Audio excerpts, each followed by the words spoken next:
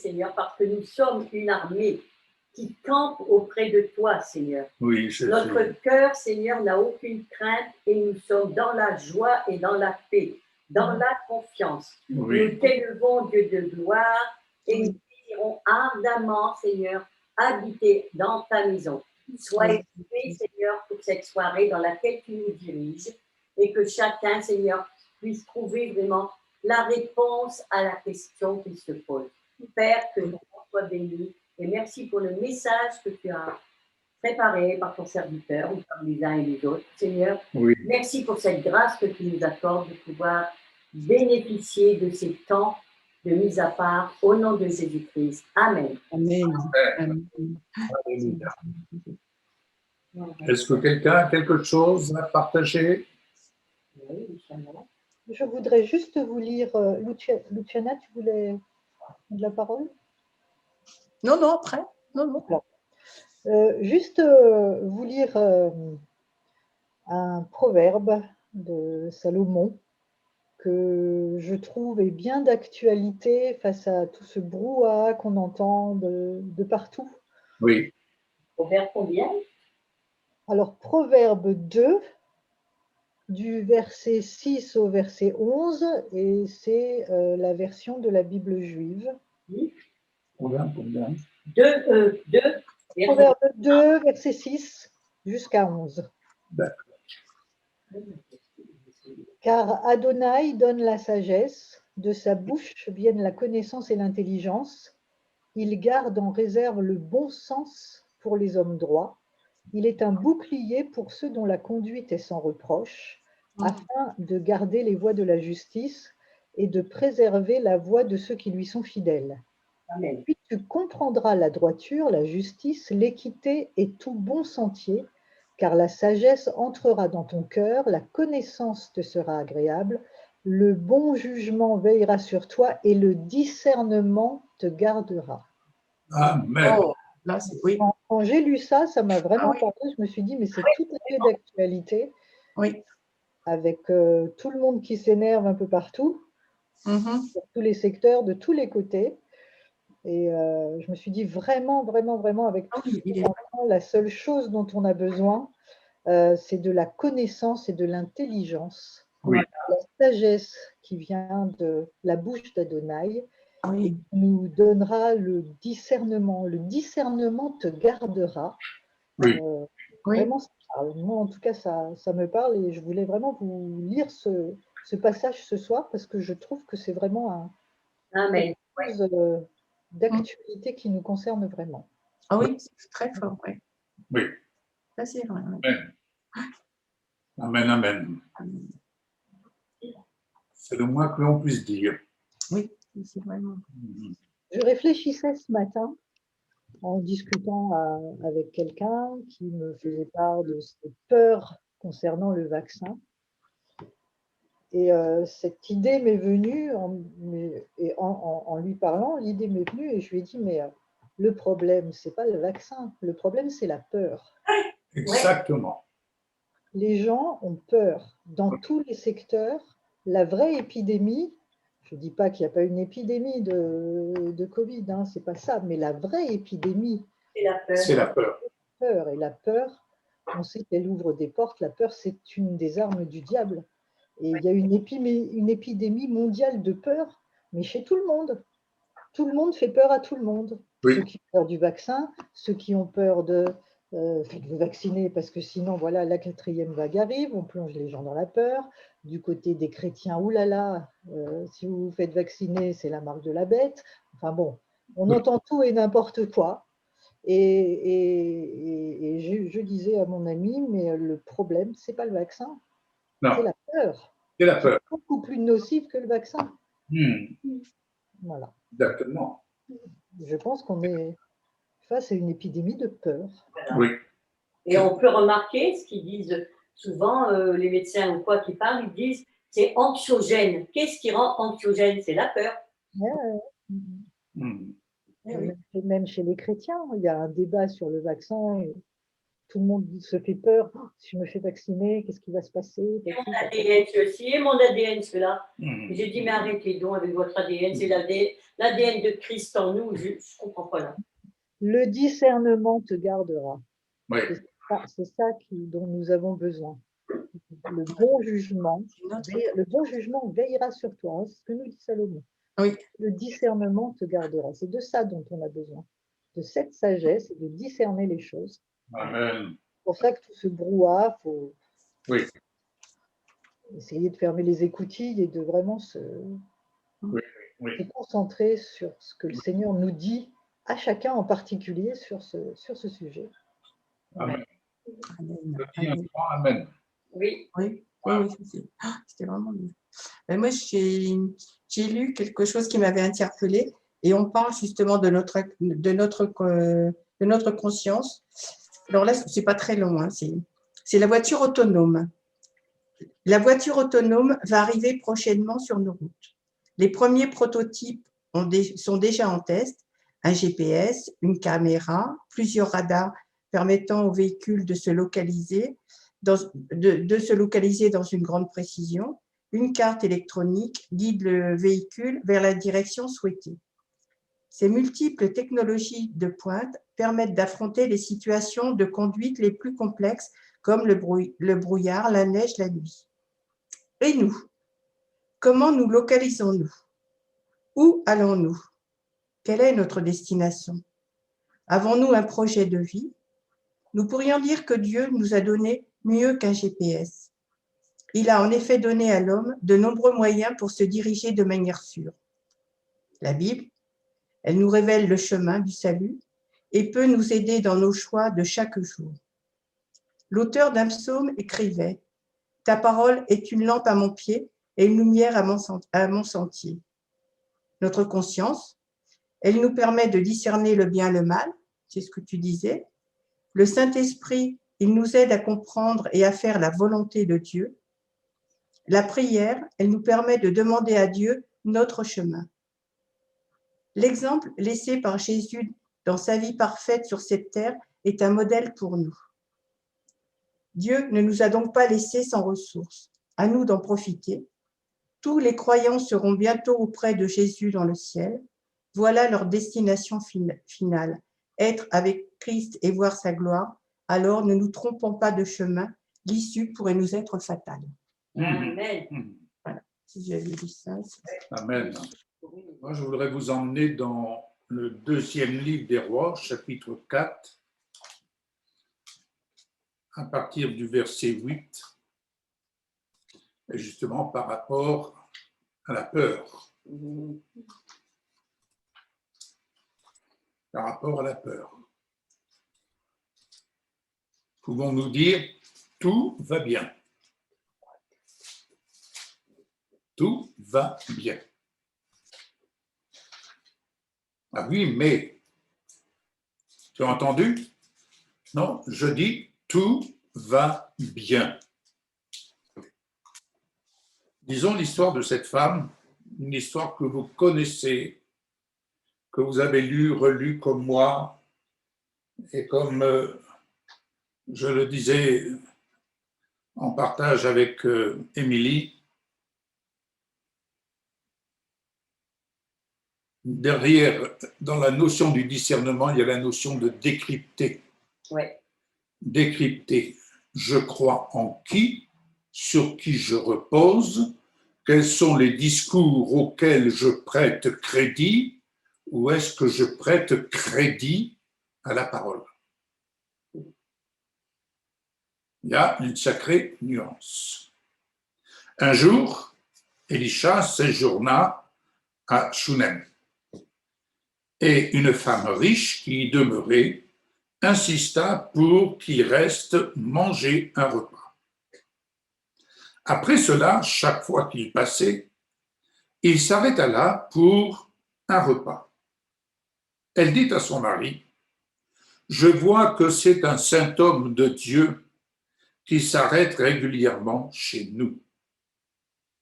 Je t'en prie, bâtissons-lui une petite chambre sur le toit. Nous y mettrons un lit et une table pour lui, et un tabouret et un chandelier. Et lorsqu'il viendra nous rendre visite, il pourra y séjourner. Un jour, Élisha vint en visite à cet endroit, et il entra dans la chambre haute pour s'y étendre. Il dit à Géasi, son serviteur, « Appelle cette Shunamite. » Il l'appela, et lorsqu'elle arriva, il lui dit, « Tu as fait preuve de tant d'hospitalité envers nous. Que puis-je faire pour te montrer ma reconnaissance? Veux-tu que je dise quelque chose au roi pour toi ou au commandant de l'armée? » Elle répondit, « Je suis heureuse de vivre ainsi parmi mon peuple. » Il dit, « Que peut-on faire pour elle ?» Géasi répondit, « Il y a une chose, elle n'a pas de fils et son mari est vieux. » Élisha dit, « Appelle-la. » Lorsqu'il l'appela, elle se tint dans l'embrasure de la porte. Il dit, « L'année prochaine, en cette saison, tu tiendras un fils dans tes bras. » « Non, mon Seigneur, répondit-elle, homme de Dieu, ne mens pas à ta servante. » Mais la femme fut enceinte et donna naissance à un fils l'année suivante, à la même époque, exactement comme Élisha le lui avait dit. Un jour, lorsque l'enfant fut assez grand, il sortit pour être avec son père, qui était avec les moissonneurs. Soudain, il cria à son père, « ma tête me fait mal. » Il dit à son serviteur, « Ramène-le à sa mère. » Il le prit et le ramena à sa mère, et il resta étendu sur ses genoux jusqu'à midi. Puis il mourut. Elle monta et l'étendit sur le lit de l'homme de Dieu, ferma la porte sur lui et sortit. Elle appela son mari et dit, « Envoie-moi, je te prie, un des serviteurs et un âne. Je dois me rendre auprès de l'homme de Dieu aussi vite que possible. Je reviendrai rapidement. » Il demanda, « Pourquoi te rends-tu vers lui aujourd'hui? Ce n'est ni Rosh Hodek ni Sabbat. » Elle dit, « Ce n'est rien. » Puis elle sella l'âne et ordonna à son serviteur, « Conduis aussi vite que possible, ne ralentis pas pour moi, à moins que je ne le dise. » Elle se mit en route et arriva auprès de l'homme de Dieu au mont Carmel. Lorsque l'homme de Dieu la vit au loin, il dit à Géasi, son serviteur, « Regarde, voici cette Shunamite. Cours maintenant à sa rencontre et demande-lui, « Vas-tu bien? Ton mari va-t-il bien? L'enfant va-t-il bien? » Elle répondit, « Tout va bien. » Mais lorsqu'elle arriva auprès de l'homme de Dieu sur la colline, elle saisit ses pieds. Géasi se leva pour la repousser, mais l'homme de Dieu dit, « Laisse-la tranquille. Elle est dans une grande détresse, mais Adonai m'a caché ce dont il s'agissait. Il ne m'a rien dit. » Puis elle dit, « Ai-je demandé un fils à mon Seigneur? N'ai-je pas dit de ne pas me tromper? » Et Élisha dit à Géasi, « Prépare-toi à agir. Prends mon bâton dans ta main et pars. Si tu rencontres quelqu'un, ne le salue pas. Si quelqu'un te salue, ne réponds pas. Et tu mettras mon bâton sur le visage de l'enfant. » La mère de l'enfant dit, « Adonai est vivant, et tu es vivant, je ne te quitterai pas. » Il se leva et la suivit. Géasi les devança et mit le bâton sur le visage de l'enfant, mais il n'y eut ni son ni signe de vie. Alors il s'en retourna vers Élisha et lui dit, « L'enfant ne s'est pas réveillé. » Lorsqu'Élisha arriva à la maison, l'enfant était là, mort et étendu sur le lit. Il entra, ferma la porte sur eux deux et pria Adonai. Puis il monta sur le lit, s'étendit sur l'enfant et mit sa bouche sur sa bouche, ses yeux sur ses yeux et ses mains sur ses mains. Comme il s'étendit sur l'enfant, la chair de celui-ci se réchauffa. Puis il descendit, marcha autour de la maison pendant un moment, remonta et s'étendit de nouveau sur l'enfant. L'enfant éternua 7 fois et ouvrit ses yeux.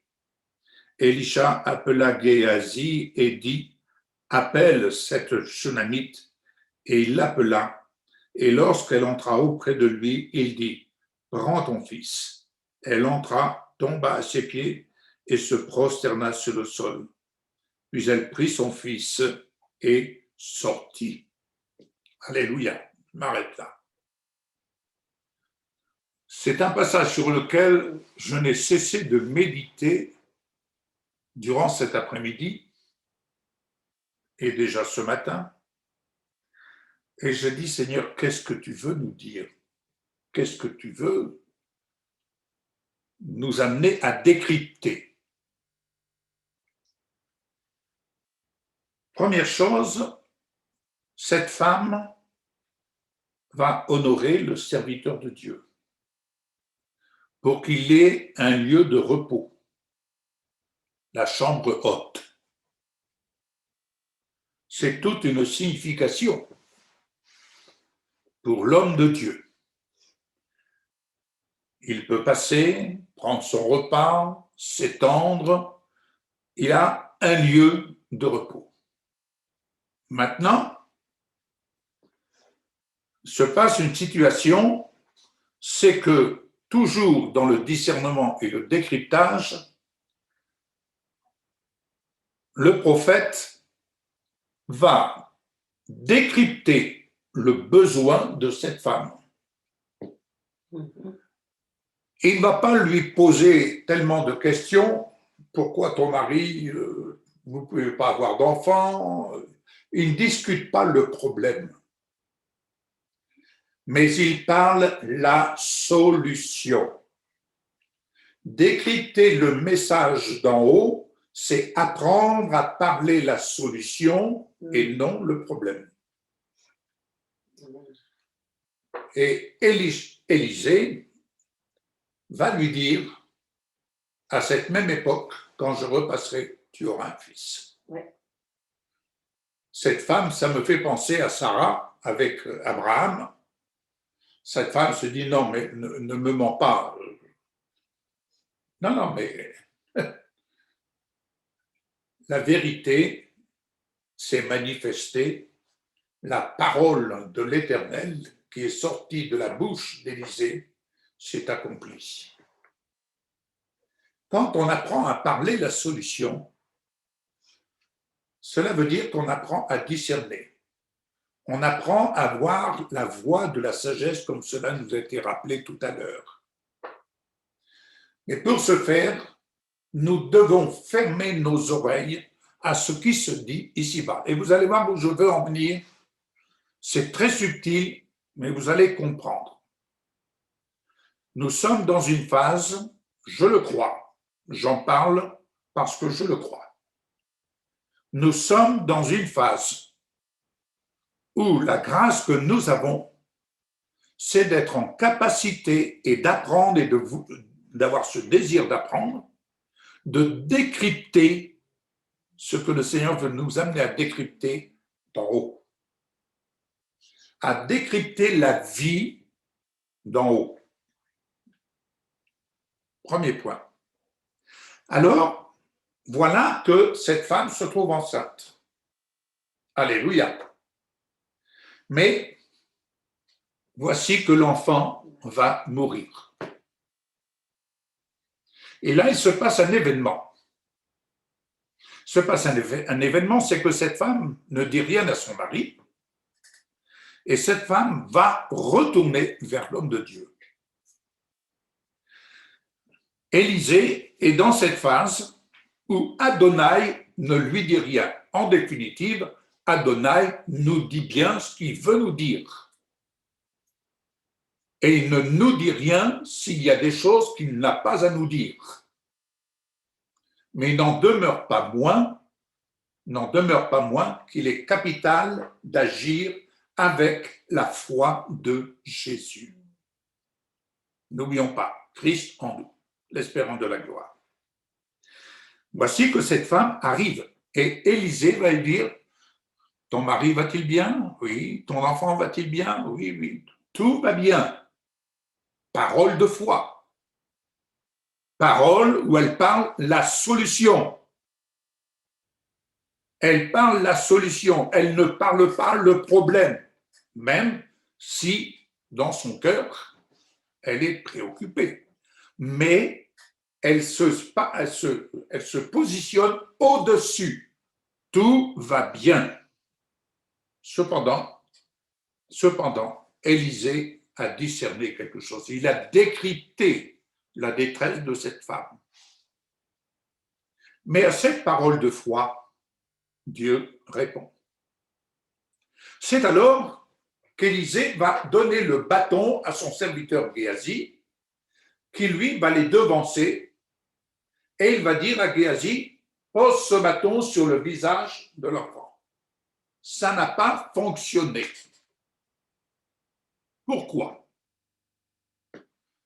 J'ai ma petite idée là-dessus, je vous la livrerai dans quelques instants.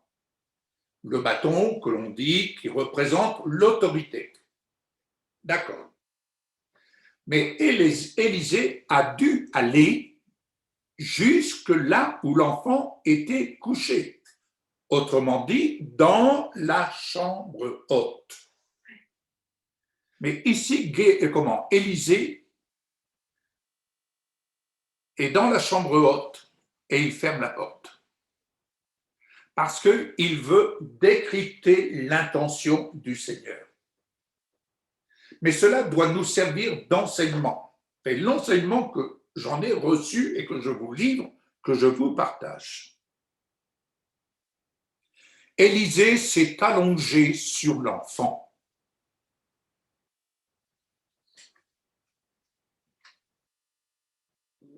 Il s'est allongé. Le bâton peut représenter le bâton de berger. On est tout heureux du bâton de berger. On a un bon berger. Mais il y a quelque chose que nous ne devons pas oublier, mes bien-aimés. Il y a quelque chose que nous ne devons pas oublier. Et ici, la démarche d'Élisée de se coucher, yeux contre yeux, bouche à bouche, les mains, d'accord? C'est l'illustration de la croix. La mort et la résurrection. Alléluia. La mort et la résurrection. Cet enfant est passé par la mort. Il est revenu à la vie. Partant de là, il a vécu une vie du ressuscité. De même, Lazare a vécu la vie du ressuscité. Bien-aimé, la croix est tout à fait différente du bâton. Même si Moïse a dû faire usage, sur l'ordre de Dieu, du bâton. Ça, c'est autre chose, dans ce cas de figure. Mais ici, dans ce cas de figure, le bâton n'a rien produit. La manifestation et l'enseignement ici, dans cette illustration qu'Élisée a vécue, c'est la croix. Et il est dit que le corps de l'enfant s'est réchauffé. Bien-aimé, Jésus-Christ à la croix reste incontournable. Elle est là pour nous rappeler que nous sommes passés de la mort à la vie. Et parce que nous sommes passés de la mort à la vie, nous sommes passés des problèmes aux solutions divines. Nous sommes bénis de toute bénédiction dans les lieux célestes. Nous pourrions traduire nous sommes bénis de toute solution divine. Amen. Amen. Alors maintenant, mes bien-aimés, là où nous devons veiller, et là, je rejoins Valérie dans ce qu'elle nous partageait au préalable, c'est que dans ce brouhaha que nous entendons, mes bien-aimés, pourquoi nous sommes amenés à prendre du recul? Même s'il y a, allez, je vais lâcher le mot, même s'il y a des vérités,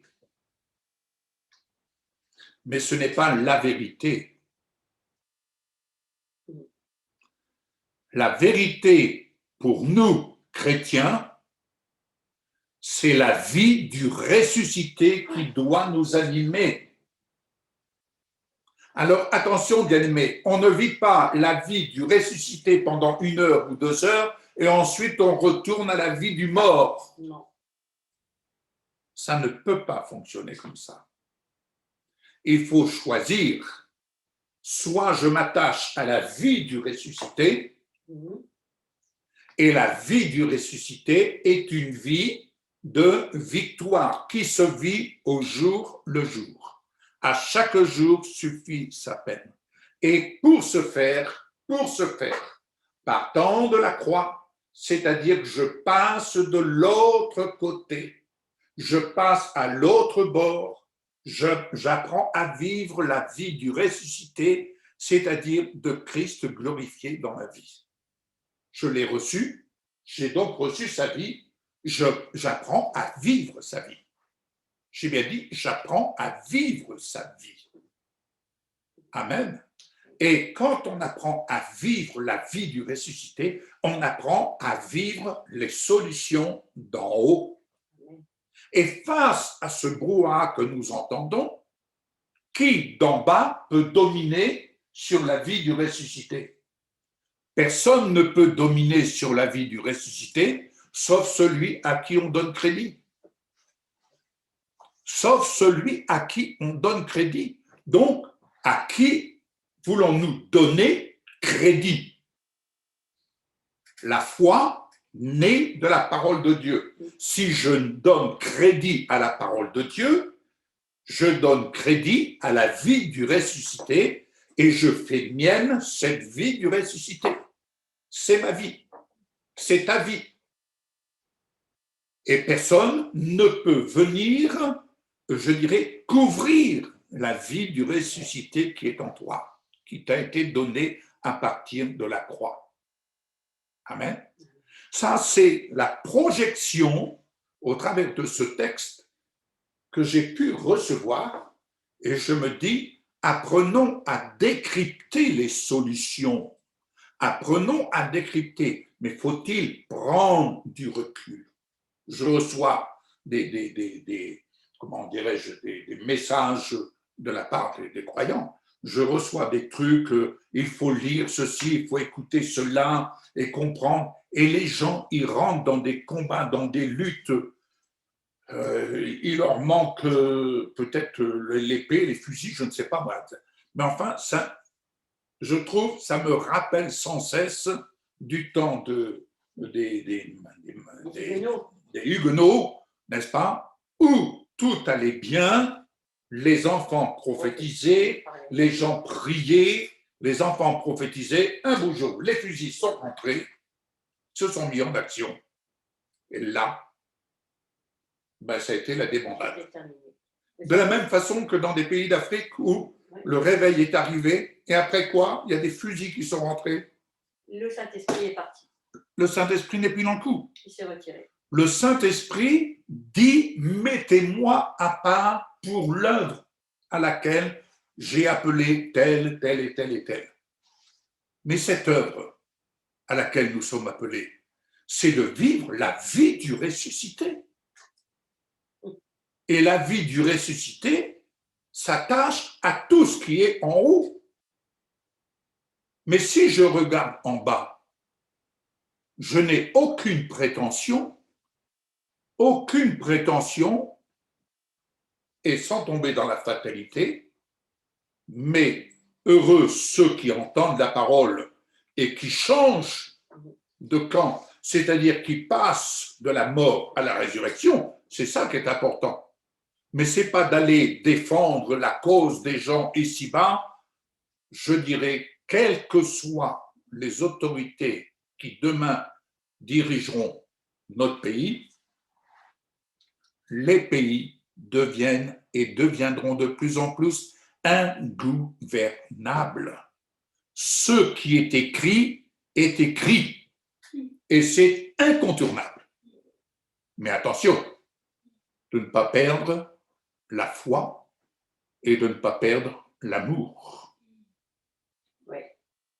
Parce que dans cet état d'esprit où beaucoup sont en train de cheminer sans discernement, la voix de la sagesse, lorsqu'elle s'éteint, elle s'éteint. La voix de la sagesse est liée à la voix de l'amour. Mais quand à la place du cœur, il y a de la rancœur, je dirais, soyons clairs et nets, les prières qui peuvent monter ne montent pas bien haut. Amen. Et devant le Seigneur, il faut être clean. Nous ne sommes pas parfaits, mais n'oublions pas que nous sommes associés à la perfection de Christ. Amen. Ouais. Parce que nous sommes associés à la perfection de Christ, nous ne pouvons pas nous permettre de dire « Attends Seigneur, tu permets, tu me donnes un quart d'heure parce que je veux régler quelque chose en bas là, sur la terre, là, il faut que j'aille…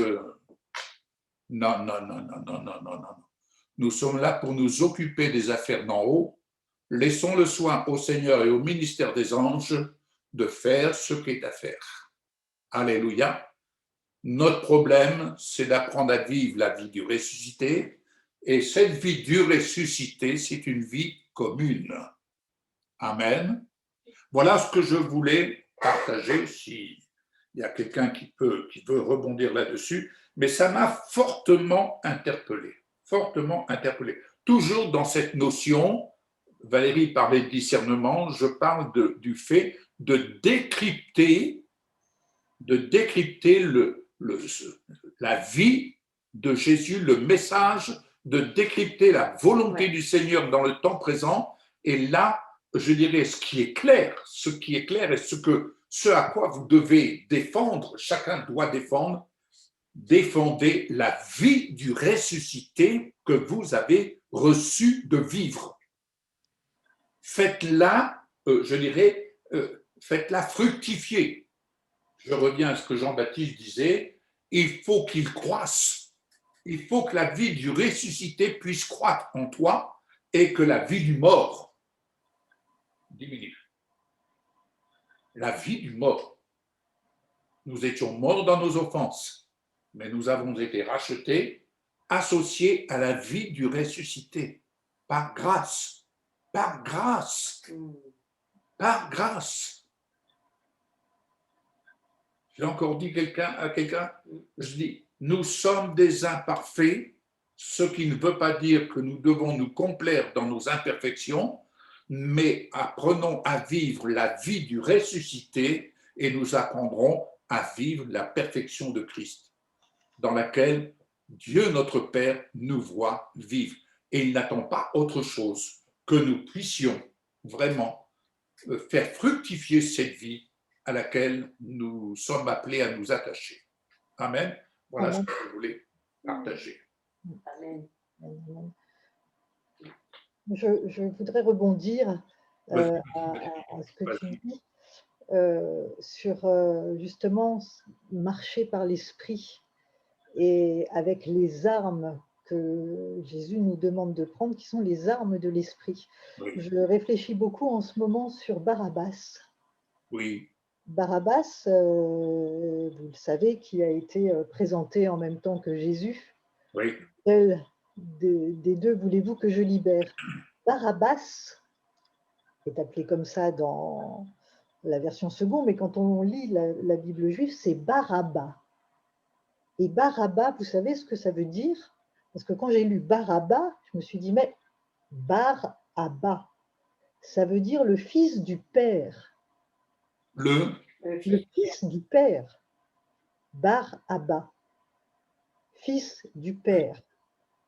Le fils du père, Bar Abba, était en fait un prisonnier de grande notoriété. C'était un chef des rebelles qui avait commis un meurtre parce qu'il voulait rétablir le royaume d'Israël, mais par les armes.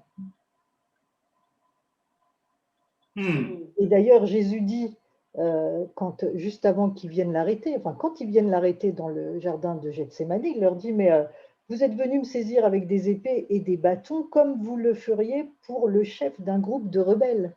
Il faisait allusion déjà à Barabba, le fils du père.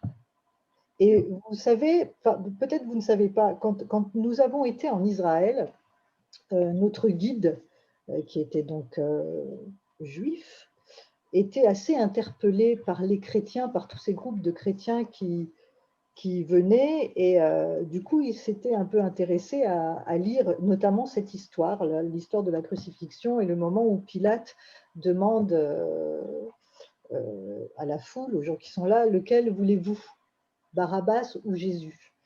Et il nous disait, il m'est immédiatement venu l'image, alors je pense que c'est plus dans le Talmud, mais certainement aussi dans la Torah, je n'ai pas trouvé le verset qui va, mais lui, ça faisait partie de ses références et de l'enseignement qu'il avait reçu. Il disait, avant de sacrifier un agneau, le sacrificateur montre 2 agneaux comme ça, et il choisit le plus parfait. Et il dit, quand j'ai vu cette histoire de Jésus et de Barabbas, j'ai revu le sacrificateur qui montre les 2 agneaux. Alors, il y a 2 agneaux parfaits, mais il y en a un qui est plus que parfait. Et c'est celui-là qui est sans aucun défaut qu'il choisit. C'est l'image de Jésus. Et quand vous pensez que Barabba est fils du Père, il est aussi quelqu'un de bien, mais il combat avec ses armes. Oui. Et c'est un peu ce qui se passe en ce moment, je trouve. Ça m'inspire vraiment ça. Oui. Il y a des Barabbas qui sont les fils du Père, mais qui veulent rétablir le royaume d'Israël avec les armes. Oui. Nos armes, les armes de Jésus ne sont pas celles-là. Ah, c'est vraiment du décryptage. Et c'est exactement ce qui se passe en ce moment. Barabbas, je me suis dit, Barabbas, fils du Père. Alors moi, j'avais toujours eu l'image du brigand, vous savez, quand on voit les films hollywoodiens, le brigand, voilà. Mais c'est pas du tout. Barabbas, c'est le fils du Père, et c'était un chef d'un groupe rebelle d'une grande notoriété, nous dit la Bible, dans la version de la Bible juive. Si vous lisez tous les passages de chaque évangile dont il est question, quand il est question de lui, on parle d'un groupe de chefs rebelles, de quelqu'un d'une grande notoriété, et Barabbas, fils du Père. Ça m'a vraiment interpellée parce que je me suis dit, c'est le combat que certains sont en train de mener avec leurs armes humaines face à cette pandémie, à ce vaccin, à tout ce qui se passe. Oui. Barabbas, fils du Père. Quelqu'un de bien, mais qui combat avec ses armes. Voilà.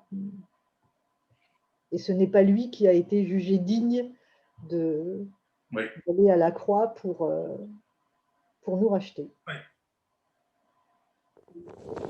Voilà. Amen. Amen.